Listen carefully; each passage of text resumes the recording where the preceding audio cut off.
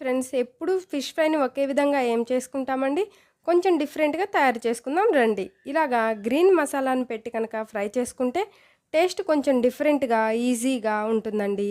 దీన్ని గ్రీన్ చట్నీలో తింటే సూపర్‌గుంటుంది. ఫిష్‌ల్లోకి సాల్టు, పసుపు వేసుకొని కలుపుకొని పక్కన పెట్టుకోవాలి. ఇప్పుడు గ్రీన్ మసాలా కోసం మిక్సీ జార్‌లోకి పచ్చిమిర్చీలు, కొత్తిమీర, పుదీనా, అల్లం వెల్లుల్లి, 1 టేబుల్ స్పూన్ జీలకర్ర, మిరియాలు, 1 టేబుల్ స్పూన్ సాల్ట్ వేసుకొని మూత పెట్టి మెత్తగా గ్రైండ్ చేసుకొని తీసుకోవాలి. వాటర్ ఏమీ పోయాల్సిన అవసరం లేదు. ఇలా గ్రైండ్ చేసుకున్న దాన్ని ఒక ప్లేట్‌లోకి వేసుకొని అందులోకి హాఫ్ లెమన్‌ని పిండి మొత్తాన్ని కలుపుకొని చేప ముక్కలన్నిటికీ ఈ మసాలాని బాగా పట్టించి హాఫ్ అన్ అవర్ మ్యాగ్నేట్ చేసుకోవాలి. ఇప్పుడు స్టవ్ పైన పాన్ పెట్టుకొని 2 టేబుల్ స్పూన్ల ఆయిల్ వేసుకొని ఈ ఫిష్‌లు మొత్తాన్ని ఫ్రై చేసుకుందాము.